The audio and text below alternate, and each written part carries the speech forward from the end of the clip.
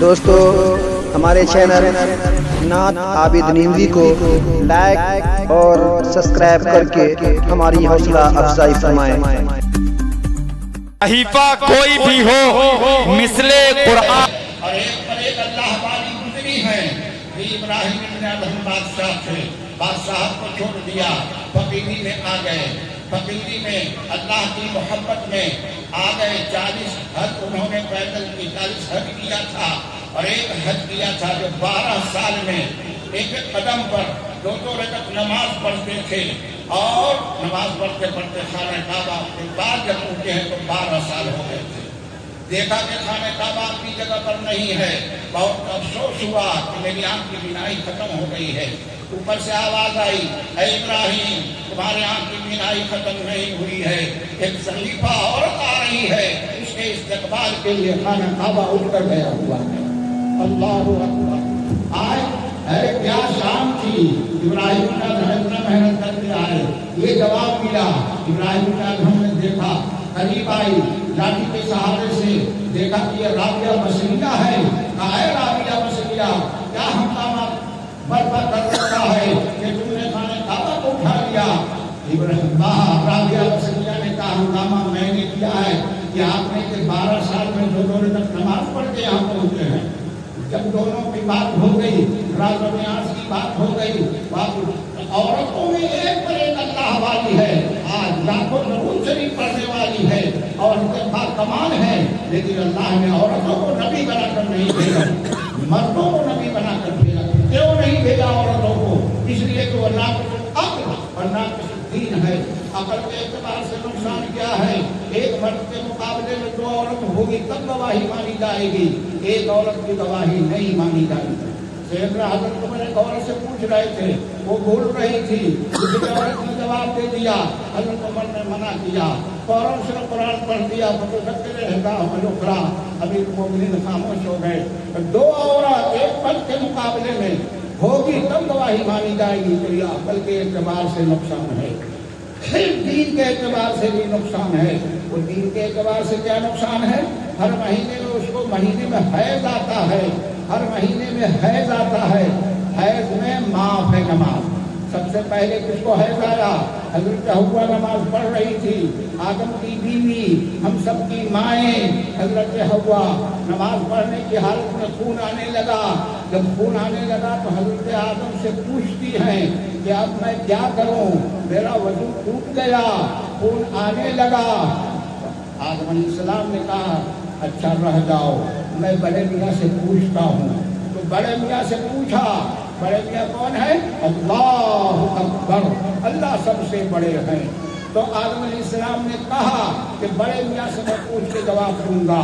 جب بڑے میاں سے پوچھا تو بڑے میاں نے کہا کہ اس حالت میں، حیض کی حالت میں 3 دن ہو، 5 دن ہو، زیادہ سے زیادہ 10 دن ہو، اسی کے بعد پھر استحاضہ ہوتا ہے۔ حیض کی حالت میں عورتوں پر نماز معاف ہے، قیامت تک کے لیے ساری عورتوں پر نماز معاف ہے۔ آج کل کا نوجوان ہر مہینے میں عورتوں کو حیض آتا ہے تو نماز معاف ہے۔ آج کل کا نوجوان سال بھر حیض سے آ کر آتا ہے، وہ نمازیں نہیں پڑھتا ہے، بوڑھے مسجد میں جاتے بیچارے ٹکر دیتے رہتے ہیں، اور نوجوان سب سمجھتا ہے کہ ہم کو تو سال بھر حیض ہی آتا ہے تو ہم کیا نماز پڑھیں۔ رے بھائی، عورتوں پر نماز معاف ہے، تم پر معاف نہیں ہے۔ 7 سال کی عمر میں حکم ہے نماز کا، حکم کرو۔ 10 سال پر نہ پڑھے تو گارجین کو چاہیے کہ کبھی کبھی تھپڑ لگا دے۔ اب 15 سال کا لڑکا ہو جائے، 9 سال کی لڑکی ہو جائے، نماز اس کو فرض ہو جاتی ہے، روزہ ہو جائے۔ میرے بزرگوں دوستوں، عورتیں اتنی ہے، باکمال ہے، ناقص العقل ناقص دین ہونے کی وجہ سے نبی اللہ نے نہیں بنایا۔ اب حضرت حوا روزہ رکھے ہوئی تھی، اب اس کے بعد حیض آ گیا۔ آدم علیہ السلام سے پوچھا، آدم علیہ السلام نے کہا کہ روزہ معاف ہے۔ بڑے میاں کو جلال آ گیا، کہا کہ میرے ہوتے ہوئے اپنے چلانا شروع کر دیا، روزہ معاف نہیں ہے۔ عورتوں پر حیض کی حالت میں 1 سال میں چاہے 2 سال میں یا 10 سال میں روزہ رکھے، لیکن اس کی قضا رکھنی پڑے گی، وہ قیامت تک کے لیے معاف نہیں ہوگا۔ بڑے میاں جلال میں آ گئے۔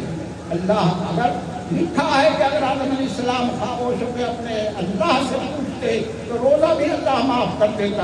اس کو کیا ضرورت ہے عبادت کی ہماری؟ ارے اس کے لیے کیا ہے؟ اللہ تو غنی ہے، بے نیاز ہے.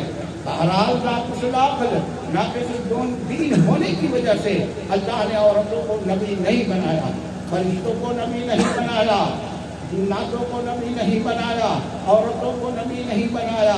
نبی بنایا تو کس کو بنایا؟ فی انفسہم، تمہاری ذات میں سے آنکھ کان ہاتھ پیر ہوتے ہوئے اسی کو نبی بنایا تاکہ ہر چیز تم کو سکھائے. اللہ ہم سب کو ان کے طریقے کو سیکھنے کی اور ان کے طریقے پر عمل کرنے کی توفیق عطا فرمائے. وآخر دعوانا الحمدللہ رب العالمین والصلاة والسلام علی سیدنا المرسلین. یا رب لک الحمد کما ينبغی لجلال وجهک ولعظیم سلطانک. یا الہ العالمین تم علینا اجمعین. اے میرے مولا، اے میرے آقا، ہم سب بھکاری ہیں، ہم سب آپ کے سامنے ہاتھ پھیلائے ہوئے ہیں. اے اللہ یہ وقت ہو گیا مانگنے کا، لوگ جگے ہوئے ہیں اور آپ سے ہدایت کی بھیک مانگ رہے ہیں. ہم سب کو ہدایت نصیب فرما، اپنی کامل محبت نصیب فرما، کامل تعلق نصیب فرما. ہمارے قلب کو قلب سلیم عطا فرما. پیار کے قابل ہمارے قلب کو بنا دیجیے، ہمارے قلب کی صفائی اور ستھرائی کر دیجیے. تکبر اور فخر، کینہ اور بغض، ریا اور حسد اور جھوٹ سے ہمارے دلوں کو پاک اور صاف فرما دیجیے. اے اللہ اپنے فضل و کرم سے، اپنے رحمت خاصہ سے ہم سب کے چھوٹے بڑے گناہوں کو معاف فرما دیجیے. اے اللہ ہم سب کے چھوٹے بڑے گناہوں کو معاف فرما دیجیے. ہم سب کے چھوٹے بڑے گناہوں سے توبہ کی توفیق نصیب فرمائیے. اے اللہ یہاں ایک ادارہ قائم ہو رہا ہے، اے اللہ اس کی ترقی، اس کی کامیابی، اس کی حفاظت آپ فرما دیجیے، اس کو پائے تقریر تک پہنچا دیجیے. اے اللہ اس کی بنیاد ڈلنے والی ہے، آپ کے بھروسے پر بنیاد اس کی ڈلائے گی. اے اللہ جو کچھ دین کی باتیں سنائی گئی ہے، اے اللہ لوگوں نے سنا ہے، اے اللہ مردوں کو بھی عورتوں کو بھی اس پر عمل کرنے کی توفیق عطا فرما.